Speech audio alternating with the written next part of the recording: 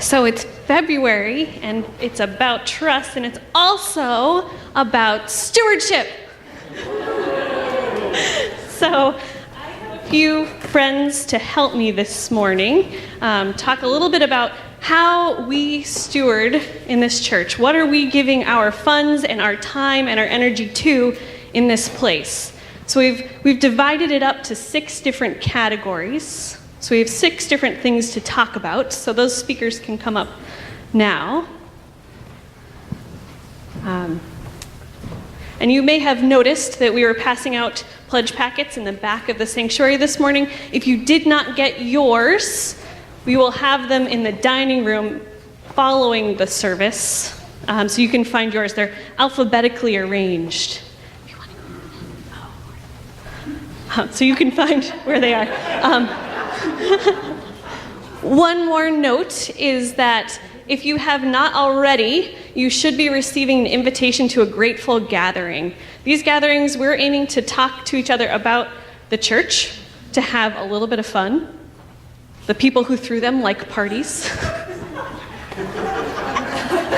See, we have fun. So please check your emails. It's likely that you already have an invitation or it's coming soon, so we're looking out for your RSVPs to come in, and we will check in with you if we don't see a response from you to know whether you're coming or not.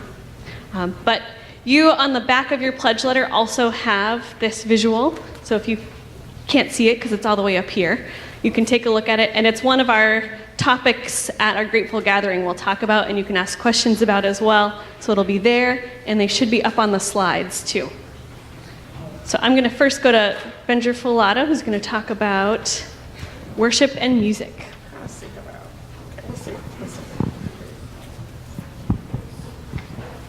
Technology is our friend.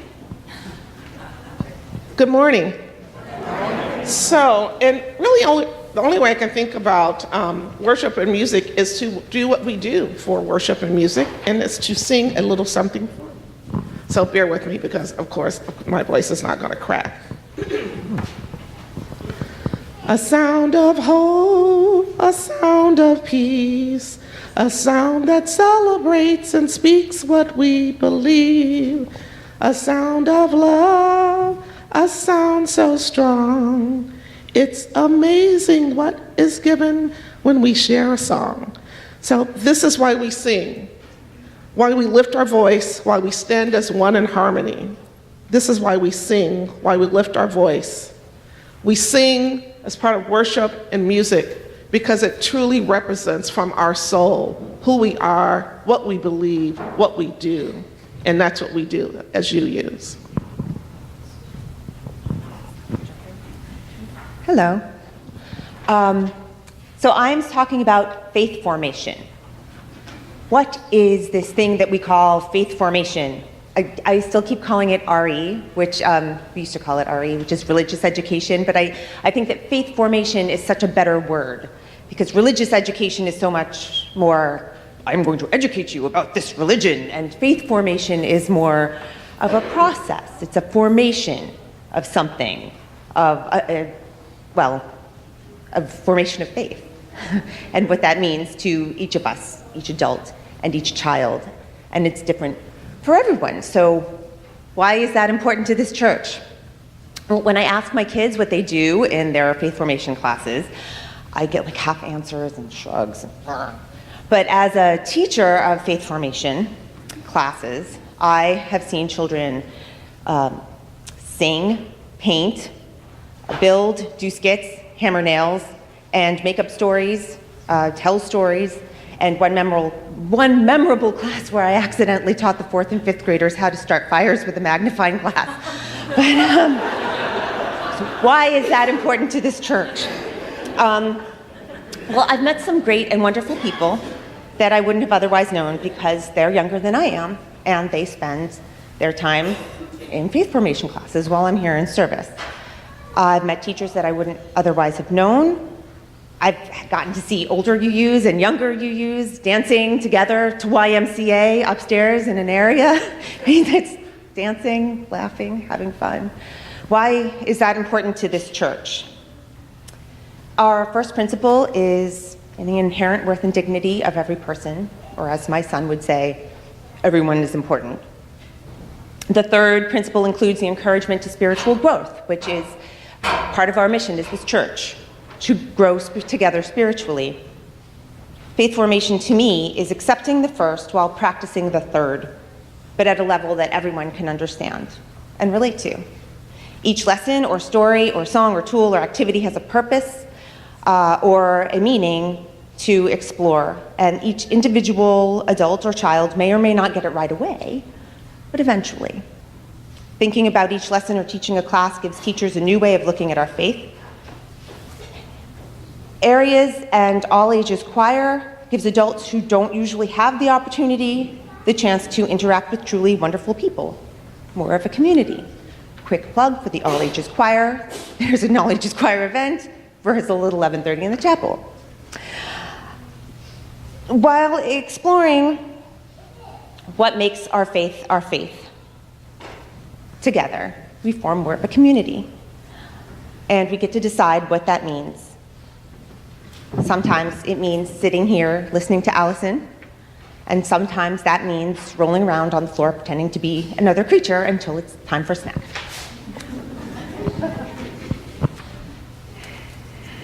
Hello, my name's Jillian, and I'm going to discuss social justice and why I think it's important to what we do here at this church. So when I think about social justice, I think about the fact that I came here from my warm home where I had a nice cup of coffee and a nice breakfast from my well-stocked pantry. I think about the fact I'm white, I'm cisgendered, I'm heterosexual, and I'm able-bodied. This is a description that's true of many people in our church. We're largely secure in our homes. We have food in the pantry. Most of us are white. Many of us are cisgendered. Many are heterosexual. And many are able-bodied. To me, these adjectives mean the world has been built for me. I don't have to do a lot of course correction or self-navigating to get through life. And social justice means taking a look at those privileges that I have and listening to people who've experienced injustice or those who have been harmed and finding ways to make their voices heard in order to improve life for everyone. Being able to use those adjectives doesn't mean I have a better life or one free of obstacles. It just means I have fewer, not none, just fewer. And being involved in social justice work here at UU Nashua means choosing not to be complacent. It means listening, supporting, learning. Those who've been harmed and those who are suffering, those who don't have voice. I'm grateful for this church has chosen to post a banner over our doors that says Black Lives Matter. I am grateful that we have another sign that says we are a welcoming congregation. I am grateful we're willing to hold discussions and learn from each other. I'm grateful that this church offers us an open conversation about past transgressions like those inflicted upon Jeffrey Campbell. I'm grateful that we host a community dinner with emphasis on a seated plate to offer compassion to those who are food insecure. And I am proud that I've taught classes here where we've done things like Watch the Larry May Project, where afterwards we had a great discussion with the kids where we talked about the fact that it wasn't enough to just accept people, that instead we need to choose to actively support and love one another. And to me, that's why social justice is important here and everywhere, because it's that simple. Social justice work here at UU Nashua is important because it reminds us to act with love and kindness. No exceptions.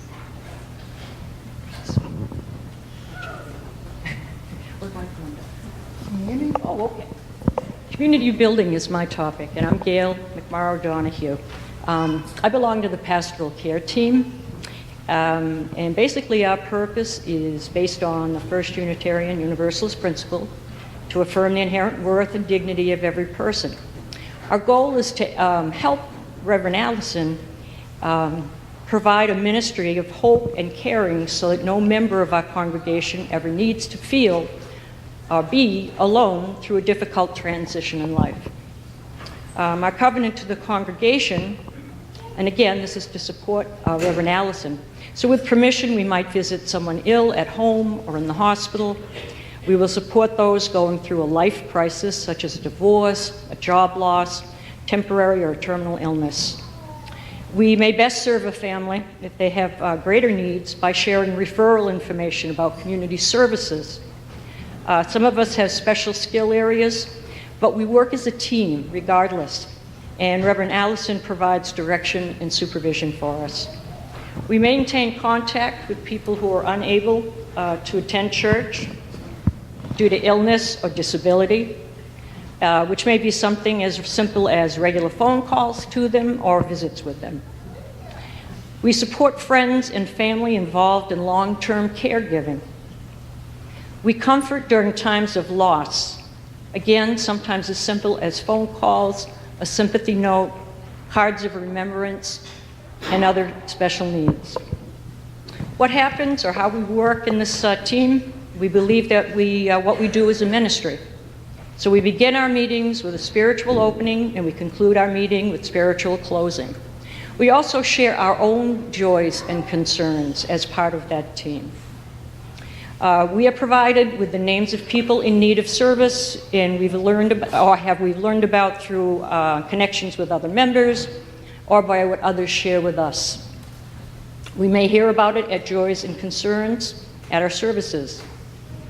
If we're given permission to share those names and situations, we try to build trust and respect. We commit and maintain strict confidentiality, and people who receive help need to feel secure that only people who know about their issues are the minister and the team, unless it's your choice. Let's see. And we hope that our team encourages our church members to seek help and support in times of need. We're the ones that wear the green tags, and we're also the ones that sit up front if you have joys and concerns to share with the congregation. We have candle cards. I believe that the church community is more than attending service on Sunday. In fact, I don't often come to service on Sunday. I choose to be in this community, however, with my fellow church members in deeper ways through pastoral care. It feels like a situation where I can practice valuing the inherent worth and dignity of each person. On a personal note, asking for help can be very difficult for some of us. I know it certainly is for me. However, I also do know that when I reached out to my church community, I received unconditional love and support. I felt very cared for through family deaths and my own medical needs after an injury. Several years ago, I had shared at Joys and Concerns that my sister had received a terminal cancer diagnosis. And within a week, I had received 7 phone calls and several notes. I never felt so supported. So for me, I find comfort being supported and connected to my religious community by reaching out during most vulnerable times. And my hope is that I can play that forward during my tenure on the pastoral care team and give to others. I encourage people to know we're here. Please seek us out, and we'll do our best to at least listen, and we'll try to help in other ways if we can. Hello, I'm Sherry Woolsey. I'm the church administrator here, and I thought I was only supposed to give 1 or 2 sentences, so mine will be short and sweet. I know. The first topic that I'm going to talk about is our buildings. and why they are important to the church. Well, as you look around, this building is almost 200 years old. It was a community that was built back in 1826, and it is sustained by our religious ancestors and us going forward. So what do we do here? Well, not just in this space, but in the other two buildings too. Sunday mornings, we gather for worship here. Children gather for faith formation classes over there and over there.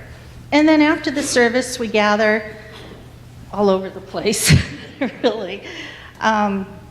This place is a place of learning and development for our preschool during the week, and we offer rental space to groups that otherwise wouldn't have a place to meet. So why is this place important? How does it affect me? This church is truly my second home.